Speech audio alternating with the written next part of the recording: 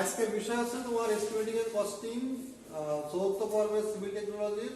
আজকে আমরা estimating and costing এর ওয়ানের কিছু প্রয়োজনীয় তথ্যাবলী সম্পর্কে জানবো, বেসিক যে বিষয়গুলো। তার মধ্যে আজকের যেটা প্রথম আমরা শুরু করছি যে কোন ধরনের ইটের যে আমরা ব্রিক ওয়াল করি, ব্রিক ওয়ালের ক্ষেত্রে কোন ওয়ালে কতগুলো ইট লাগবে সেটার পরিমাণ আমরা এখন বের করবো। তো প্রথমে যেটা করতেছি আমরা যে 25 সেন্টিমিটার বা 10 ইঞ্চি পুরুত্বের ইটের গাঁথনির কাজে কতগুলো ইট লাগবে।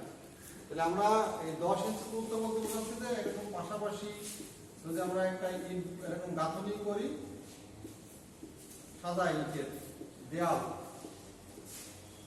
তো এই গাঁথনি করলে এটা তো পুরুত্ব আমরা বলছি যে এটা পুরুত্ব 25 সেন্টিমিটার অথবা তোমার 10 ইঞ্চি। আর এদিকে লম্বা লেন্থ তো অনেক হতে পারে, তাই না? আর এদিকে আমরা যদি বলি যে এটা ওয়ালের এটা হাইটটা, ওয়ালের হাইটটা তো এরকম আমার এরকম বিভিন্ন লেয়ার থাকতে পারে, ইটের লেয়ার থাকে, এরকম লেয়ার থাকতে পারে। তো আমরা এখানে এরকম একটা আড়াআড়ি হবে আর একটা লম্বা লম্বি হবে না? জি স্যার, তাই তো? এরকম লম্বা লম্বি হবে না? জি স্যার। একটা লম্বা হবে আর একটা আড়া হবে, একটা ঘন হবে একটা পাতলা হবে। তাহলে এই যে একটা ওয়াল যদি আমি এরকম 10 ইঞ্চি ওয়াল ইট দিয়ে গাঁথি, যে ইটের সাইজ আমরা স্ট্যান্ডার্ড সাইজ যেটা বলা হচ্ছে যে একটা ইটের স্ট্যান্ডার্ড সাইজ আমরা এই যে এটা নরমালি যেটা আমাদের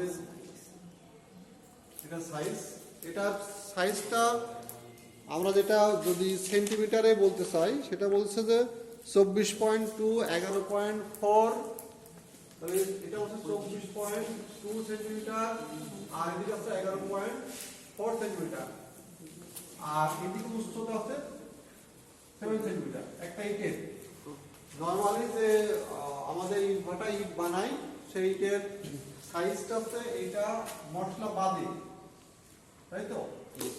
এটা মশলা বাদে, এটা মাঝখানে এরকম ফরওয়ার্ড মার্ক থাকে, ঠিক আছে? সিল মোহর থাকে ইটের। তাহলে এই ধরনের একটা ইট দিয়ে যদি আমরা গাঁথি তাহলে আমার ক্ষেত্রে কয়টা ইট লাগবে সেটা আমরা বের করব। তাহলে আমরা এটা গেল মশলা হচ্ছে যে বাদে মাপ, আর যেটা মশলা সহ লিখি, তো মশলা সহ বলতে এখানে জয়েন্ট গুলো মশলা দিয়ে ফ্ল্যাপ করবো, তাই না? জি স্যার। ফ্ল্যাপ করবো না জয়েন্ট গুলো? জি স্যার। মশলা দিয়ে ফ্ল্যাপ করি তখন আমরা এই ইটের মাছ ধরি এই সেন্টার, এই মশলার সেন্টার থেকে এই মশলার সেন্টার মশলা সহ আর কি। তখন তোমার এটা হয়ে যাচ্ছে, আগে ছিল এই যে পোস্ত ছিল 11.4 আর এখন যেটা মশলা সহ সেটা দেখাচ্ছে তোমার যে 12.7, তাহলে বেড়ে যাচ্ছে না? 12.7, আগে ছিল 11.4 আর এখন যদি মশলা নেই, এটা নির্দিষ্ট পুরুত্ব আছে। মশলার পুরুত্ব সাধারণত 13 সেন্টিমিটার আমরা বলি। মশলার পুরুত্ব হবে কত? 13 সেন্টিমিটার। 13 সেন্টিমিটার হলে পরে এর সেন্টার থেকে এর সেন্টার, তাহলে আমার বাড়ি যাচ্ছে না? এটা অ্যাড করলে পরে মশলা সহ দাঁড়াচ্ছে 12.7 আর তাহলে এটা স্ট্যান্ডার্ড মান হচ্ছে কত? 25.4 ইনটু 12.7 ইনটু 7.6 স্যার, এটা মশলা সহ। তাহলে একটা ইট তো এতটুকু জায়গা দখল করবে, ঠিক আছে? মানে আমি বললাম যে এটা এই যে আমি যে ওয়ালের কথা বলছি, যে ওয়াল আমি যে ওয়াল বানাচ্ছি, এই যে ওয়ালটার আমরা চাচ্ছি যে ওয়ালটা আমরা নেব কতটুকু? 1 মিটার বাই 1 মিটার। ওয়ালটা নিলাম যে তোমার ওয়ালটার এই পরিমাণ চিন্তা করলাম, এটা দৈর্ঘ্য উচ্চতাও 1 মিটার, এটার লেন্থও 1 মিটার। তাই দৈর্ঘ্য 1 মিটার, প্রস্থ 1 মিটার আর সেটার পুরুত্ব, দৈর্ঘ্য, প্রস্থ এবং এটার লম্বা করতে হবে। লম্বা করে আমরা এটা লম্বা না করলে হবে না। এটা আমার একটা ওয়াল দিলাম, এই যে একটা ওয়ালের, এই ওয়ালের হচ্ছে তোমার এটা উচ্চতা আর ওয়ালের এদিকে গেলে পরে আমার দৈর্ঘ্য, তাই না? আর এখান থেকে দেখাচ্ছে এটা কি? তার পুরুত্ব টি। তাই তোমার ঘনমিটার হবে কত? দৈর্ঘ্য, প্রস্থ আর পুরুত্ব, এই তিনটার গুণফল হচ্ছে বলছে আমরা 1 মিটার, ঠিক আছে? 1 মিটার যদি 1 ঘনমিটার হয় তাহলে আমরা এখানে আমরা লিখতে হবে যে 1 ঘনমিটার গাঁথনি 10 ফুটের ইটের 1 ঘনমিটার, এখানে এটা সংযোজন করে নাও 1 ঘনমিটার, 1 ঘনমিটার গাঁথনির কাজ আমরা বের করছি কত এখন 1 ঘনমিটার জায়গার উপর, পুরা ওয়াল না, 1 ঘনমিটার গাঁথনির কাজে ইটের পরিমাণ। তাহলে আমরা এই টোটাল জায়গাকে যদি আমরা ইটের পরিমাণ তাহলে 1 ঘনমিটার ইটের, তাহলে আমার টোটাল জায়গা তো 1 ঘনমিটার, তাই না? জি স্যার। আমরা লিখতে হবে যে একটা ইটের জায়গা দখল করে, এক মশলা সহ একটি ইটের আয়তন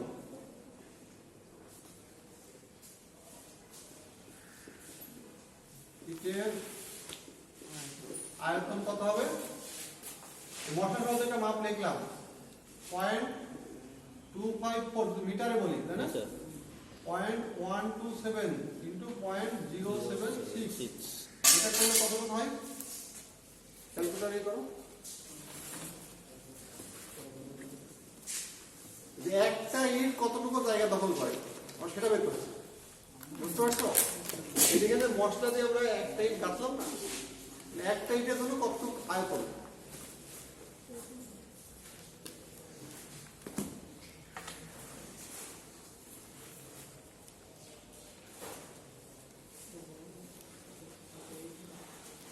তো 2.45 গুণন 10 টু দি পাওয়ার -3, 2.45 গুণন 10 টু দি পাওয়ার -3 গুণন 10 টু দি পাওয়ার -3। -3 এত ঘনমিটার, ঠিক আছে? তাহলে একটা ইটে যদি এতটুকু জায়গা দখল করে তাহলে 1 ঘনমিটার ইট লাগবে কয়টা পাওয়া যাবে না? ভাগ করলে হয়ে যাবে। ভাগ করলে পাওয়া যাবে না? আর ওই দিক দিয়ে আমি করতে পারি যে তোমার এরকম করা যায় যে 2.45 ইন্টু 10 টু দি পাওয়ার 3 ঘনমিটার জায়গায় ইট লাগে একটি। ইট লাগে একটি, বুঝা যাচ্ছে? জি স্যার। তাহলে আমার টোটাল জায়গা কত? 1 ঘনমিটার না? জি স্যার। 1 ঘনমিটার জায়গায় ইট লাগবে কতটুকু? 1 ভাগ 2.45 ইন্টু 10 টু দি পাওয়ার -3, তাহলে কত হয় ভাগ করলে? 4.7.840 তো 408.16 408.16টি। তাহলে আমরা এটা তো পাইলাম, তাই না? এটাকে আমরা ধরতে পারি যে 408 লিখে 410টি হিসাবে সুবিধার্থে প্রচলিত ইট। এটা কি প্রচলিত যেটা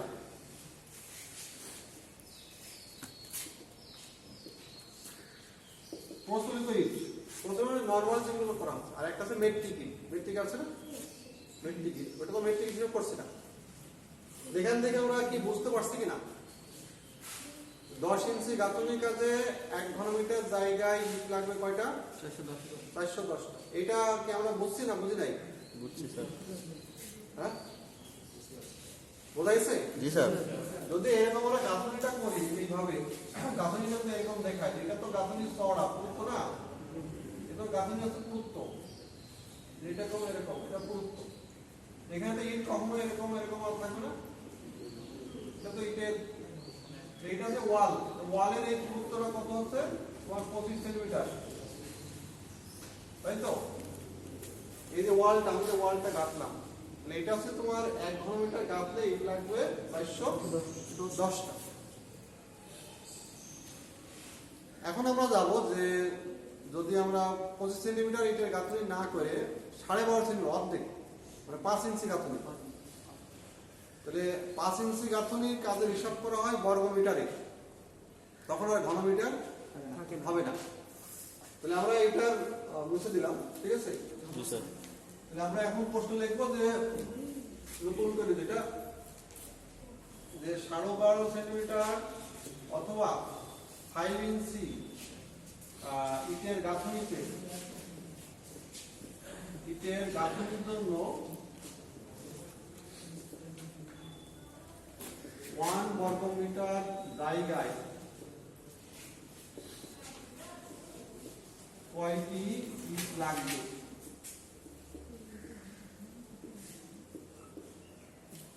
দ্বিতীয় কোশ্চেন,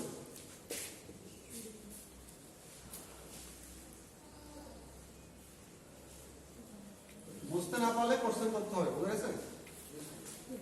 যদি এটা বুঝতে না পারো যে কি বুঝতে হবে, তাহলে আমরা এখন যেটা দেখাবো এই যে তাহলে ইটগুলো সাজাচ্ছে আমরা কিভাবে, এগুলো সাজাতে দাও, ওটা দাও, বরাবর দাও, ঠিক আছে? কি করা হচ্ছে? ধরো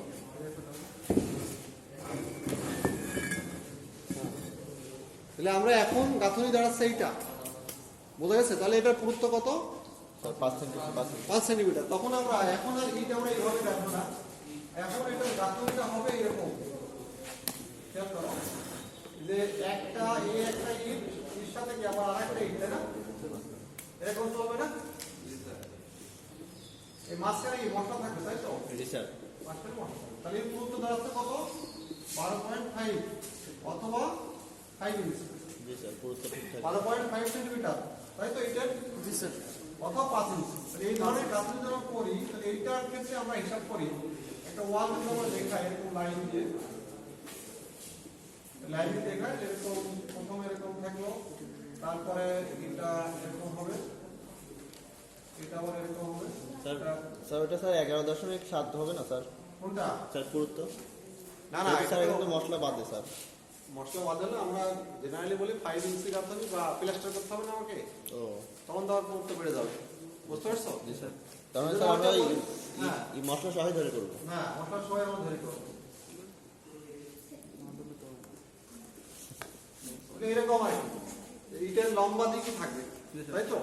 তো এটার পুরুত্ব হচ্ছে আমরা যেটা দেখালাম যে এটা এখান থেকে এরকম হচ্ছে পুরুত্ব, এটা গাঁথনি ওয়ালের এই দিকটার ইটের লম্বা থাকবে এই বরাবর, এরকম লম্বা লম্বি। জি স্যার। তো এটার পুরুত্ব আমরা বলছি যে তোমার এখান থেকে এটা হচ্ছে 12.5 সেন্টিমিটার। তাহলে আমরা এখানে দেখি যে একটি ইটের জায়গা দখল করে, প্রথমে লিখতে হবে একটি ইটের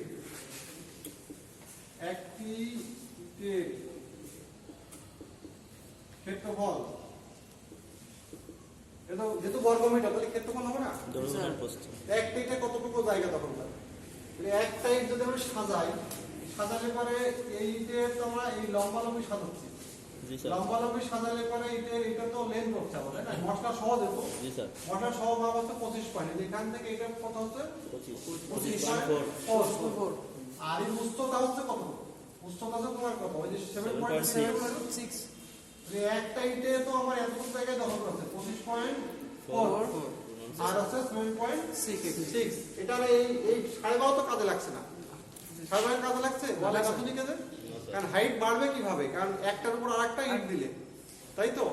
তো ইটের আমরা যদি রাখি তাহলে সেই ইটটার উচ্চতা কত? 7.5 সেন্টিমিটার। তাহলে এইটুক জায়গায় তো একটা ইটে নিচ্ছে, জি স্যার। এরপর আরেকটা দিলে আরেকটা নেবে, তাই না? এইভাবে যদি একটা ইটের জন্য কতটুকু জায়গা লাগে সেটা যদি আমরা বের করি তাহলে পরে 1 বর্গমিটারের জন্য করা যাবে না? জি স্যার। তাহলে আমার এখন এটার ক্ষেত্রফলটা কি দাঁড়াবে? 25.4 গুণন 7.6। 25.4 বের করো 0.076।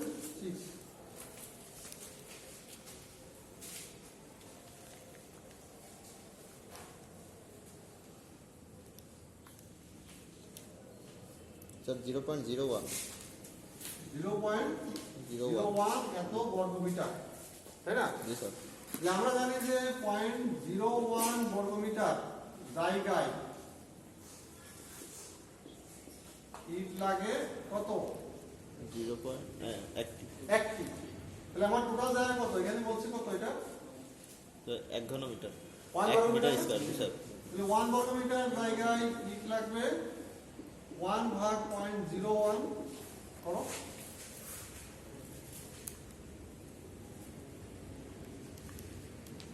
স্যার 100টি। হ্যাঁ, 100। এটা হিসাবটা ঠিক আছে? এটা হিসাব 0.254 into 0.076। 0.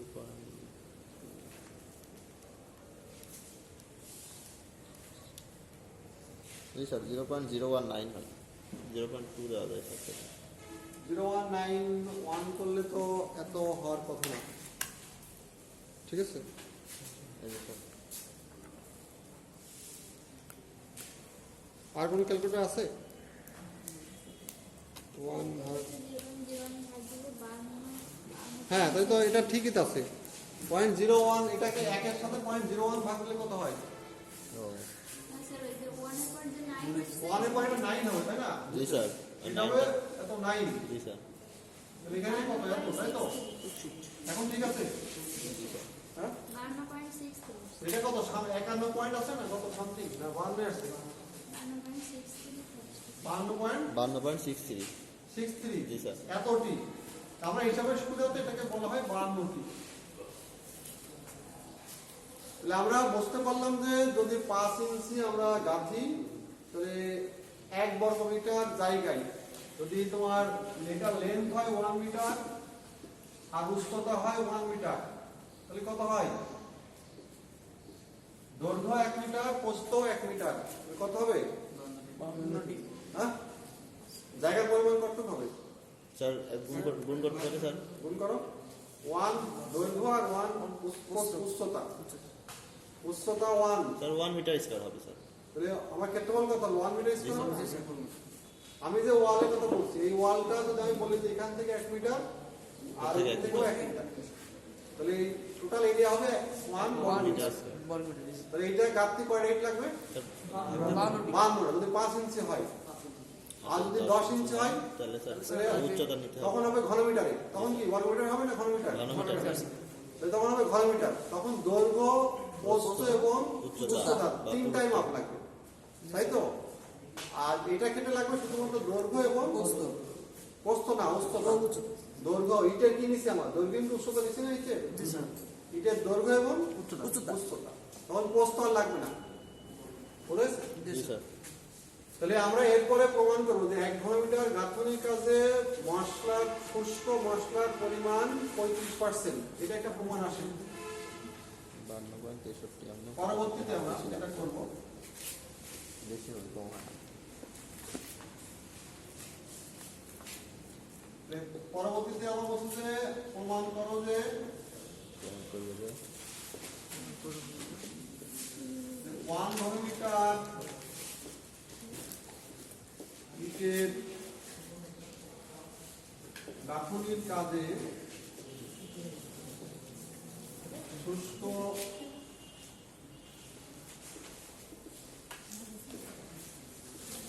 মশলার পরিমাণ 35%।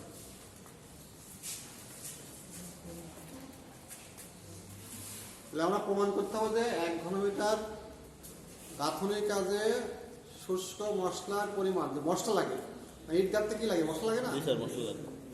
তাহলে এই যে মশলা যে লাগবে, এই মশলার পরিমাণ 35%। তোমার যদি 100 ঘনমিটার গাঁথি তাহলে মশলা লাগবে 35 ঘনমিটার, তাই তো বলছে? 35% মানে কি? 100 ঘনমিটার যদি আমি ইট দিয়ে গাঁথি তার মধ্যে মশলা থাকবে কতটুকু?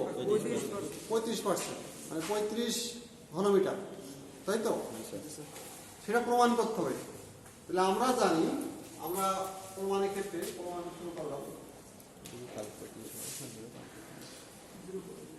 আমরা জানি যে 1 ঘনমিটার গাঁথনির কাজে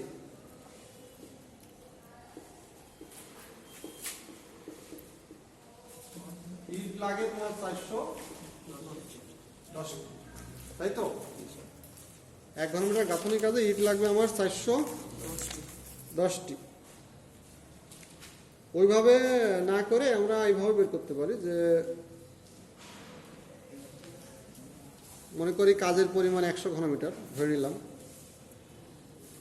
এইভাবে না করে আমরা অন্যভাবে করতে পারি। আমরা এখানে এটা না করি এইভাবে করলাম যে ধরে নিয়েছে, মনে করি কাজের পরিমাণ 100 ঘনমিটার, তাই তো? বলছে 100 ঘনমিটার। এই 100 ঘনমিটার গাঁথনিতে কতটুকু আমার ইয়ে লাগবে, মশলা লাগবে, সেটা বের করতে হবে। তাহলে মশলা সহ, বলছে মশলা সহ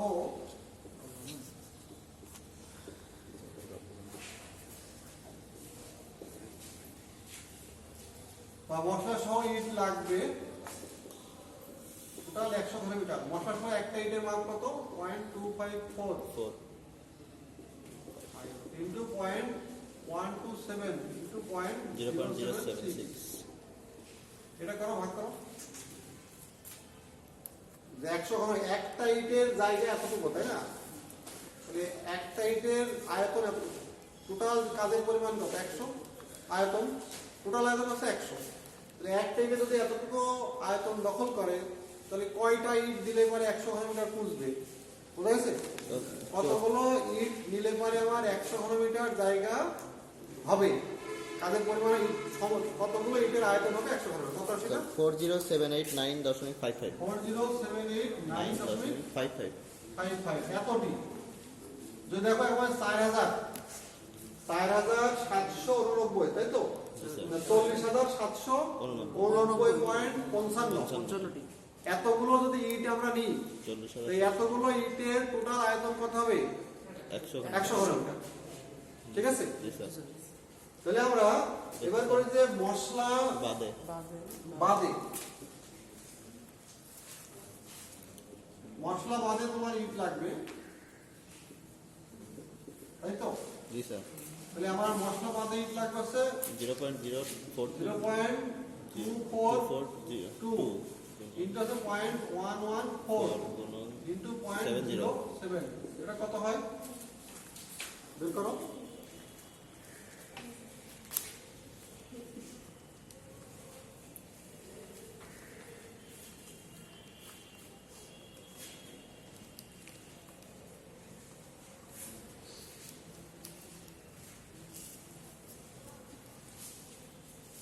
স্যার 51782.34 51782.34। 51782.34 তাহলে আমরা যদি এই মশলা সহ যে ইট পাইলাম 40,789, তাই না? জি স্যার।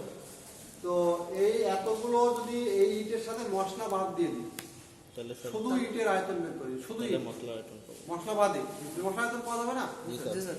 তাহলে মশলার আয়তন যে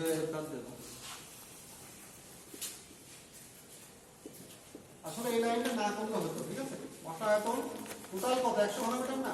জি স্যার। টোটাল তো 100 ঘনমিটার। টোটাল 100 ঘনমিটার কাজ ছিল, 100 ঘনমিটার। এটা এই 100 ঘনমিটার ছিল কত? ইট এবং মশলা সহ। এর ভিতরে কি আছে? ইটও আছে, মশলাও আছে। কিন্তু আমরা বের করে দেখলাম যে 100 ঘনমিটার জায়গায় মশলা সহ ইট লাগে 40,789। মাইনাস। আমরা ইটের সংখ্যা ঠিক রাখলাম, 40,789টি ইটই তোমার ব্যবহার করতে হবে। জি স্যার। তো এই ইটের শুধুমাত্র মশলা বাদে কতটুক আয়তন সে বের করা যাবে না? জি স্যার। তাহলে আমরা ইট আছে 40,789, আমরা 55 বাদ দিলাম, এখানে 90 ধরে দিলাম। 55 পরিবর্তন কি করতে পারি? এটা 90 ধরে নিলাম, ঠিক আছে? তোমার মধ্যে তো 90, এটা তো এতগুলো ইট। মশলা বাদে একটা ইটের আয়তন কতটুকু? 0.242 ইন্টু 0.114 ইন্টু 0.076, বুঝা যাচ্ছে? জি স্যার। তাহলে এতগুলো ইট একটা ইটের আয়তন হচ্ছে এতটুকু, মশলা বাদে শুধু ইট, তাই তো?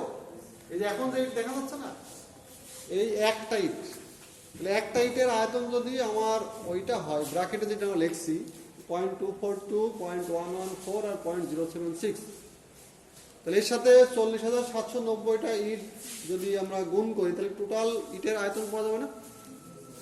তো এটা হচ্ছে টোটাল শুধুমাত্র ইট। তাহলে আমার টোটাল ছিল মশলা এবং ইট দুইটা একসাথে ছিল, ওখান থেকে ইটেরটা বাদ দিলে মশলা পাওয়া যাবে না? তাই করছি। 14.47 এইটার ভিতর ছিল কি? এটার ভিতর ছিল তোমার মশলা প্লাস হচ্ছে ইট, আর এইটা পেলাম কি? শুধুমাত্র ইট। ইট, তাই না? জি স্যার। আর এটা ছিল কি? তোমার 14.47 মশলা প্লাস ইট। তাহলে ইট যদি বাদ চলে যায় তাহলে কি মশলা মনে থাকবে না? জি স্যার। বোঝা যাচ্ছে বিষয়টা? সেটাই পেলাম। তাহলে এখন কত হচ্ছে? 14.47 14.47। ঠিক আছে? এটা ঠিক আছে কিনা দেখো। আমার মনে হয় যে তোমার ঠিক নাই হিসাব ঠিক নাই, আরেকজন করো, এগুলো তো আরো আছে।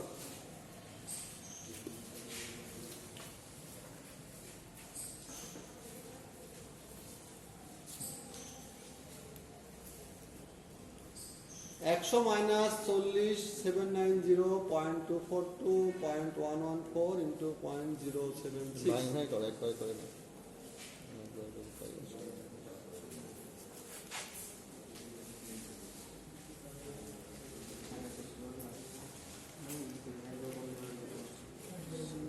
একবার তো করা যায় সাইন্টিফিক স্যার একবারে করলে 14.47। আরে কিসের 1400 ভালো করে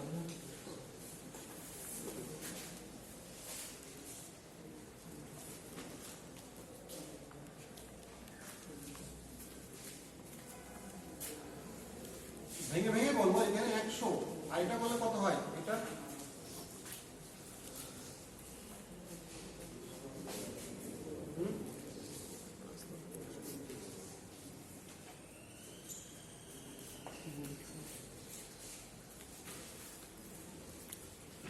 একটা ক্যালকুলেশন 21 পয়েন্ট এটা হচ্ছে কত 21 পয়েন্ট 22 এত ঘনমিটার ঠিক আছে জি স্যার।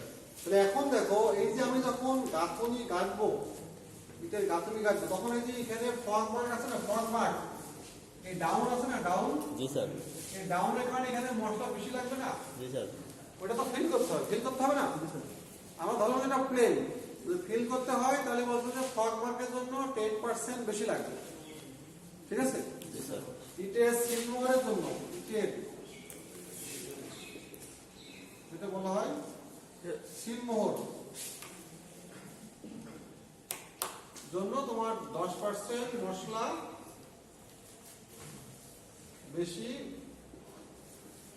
লাগবে ঠিক আছে জি স্যার। তাহলে এর 10% এ যা লাগছে তার থেকে 10% বেশি করতে লাগবে তাহলে আমার এরপরে কি আসে তাহলে 21.22 প্লাস 21.22 ইন্টু 10% তাই তো জি স্যার। মানে 0.10 আপনাদের করো।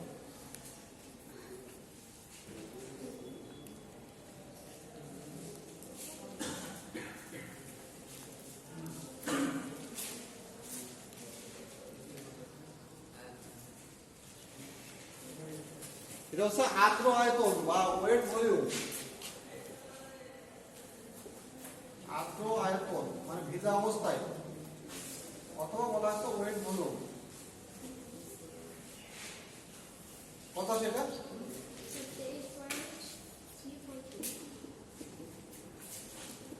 এত ঘনমিটার এখন এটা তো মানে মশলাই বালি এবং সিমেন্টে পানি দেওয়ার পরে বোঝা গেছে জি স্যার। নর্মালি যখন আমি বালি আর সিমেন্ট শুকনো অবস্থায় থাকবে তখন তো মাপতে হবে পানি দেওয়ার মতো মাপা যাবে না আমার মিশাতে গেলে কি শুকনো বালি এবং শুকনো সিমেন্ট মিশাতে হবে তাই না তো সেটা কি আরো বেশি হবে না জি স্যার। যদি আমি এক বালতি মনে করে এক কড়াই সিমেন্ট বা এক কড়াই বালিতে পানি দিই তাহলে করে এক কড়াই থাকবে না কমে যাবে কমে যাবে স্যার। কমে যাবে না জি স্যার। তুমি বালি শুকনো অবস্থায় যা থাকবে তাকে যদি পানি ঢালো কমে যাবে। বালি হাইট তো একই থাকবে না কমে যাবে কমে যাবে। কমে যাবে না তাই তো আমি নেবো তো শুকনো বালি ওর ভিতরে তো বাতাস আছে গ্যাপ আছে না জি স্যার। সিমেন্টের ভিতরে বাতাস আছে ফাঁকা আছে যখন আমি পানি ঢালবো তখন তো ফাঁকাও থাকবে না কোনো গ্যাপই থাকবে না তখন এটা কি কমে যাবে এই জন্য আমার শুষ্ক অবস্থায় কি এটাকে বেশি মিশাতে হবে না আমি চাচ্ছি যে মশলা বানানোর পরে তোমার হবে 23.342 জি স্যার। তাই না কিন্তু আমি যখন মিশাবো তখন কি এতটুকু মিশালে হবে বেশি মেশাতে হবে না কতটুকু মেশাতে হবে সেটা হচ্ছে যে 1.5% 1.5 গুণ আমাদের যা মশলা লাগবে এর নিয়ম হচ্ছে ঢালাইয়ের কাজে বা মশলার কাজে 1.5 গুণ বেশি মেশাতে হবে যদি আমার লাগে হচ্ছে 100 ঘনমিটার তাহলে আমি 150 ঘনমিটার মিশালে পারে পানি ঢাললে ওটা আসবে কততে 100 ঘনমিটার বুঝতে পারছি জি স্যার। এটা হলো শুষ্ক অবস্থায় শুষ্ক অবস্থায় নিতে হবে আমার ভেজা অবস্থায় যা লাগবে তার 1.5 গুণ মানে 50% বেশি নিতে হবে। বেশি নিতে হবে ঠিক আছে তোমার শুষ্ক মশলা শুষ্ক আয়তন অথবা আমরা বলি ড্রাই ভলিউম তাহলে হবে তোমার 23.342 ইন্টু এর আছে 1.5 গুণ 35. এটা এত ঘনমিটার এটাকে আমরা লিখি যে 35 ঘনমিটার বুঝা আছে? জি স্যার। আমাদের এটাই প্রমাণ চাইছিলাম না, এই যে? জি স্যার। এটা প্রমাণ চাচ্ছিলাম না।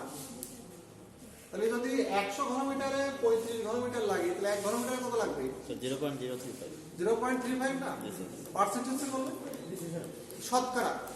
শতকরা তাই কত লাগবে? মানে 35%, তাই তো? এটাকে আমরা বলি যে তোমার 35%। এটা প্রমাণিত। জি স্যার। পজ করুন। আমরা পরবর্তী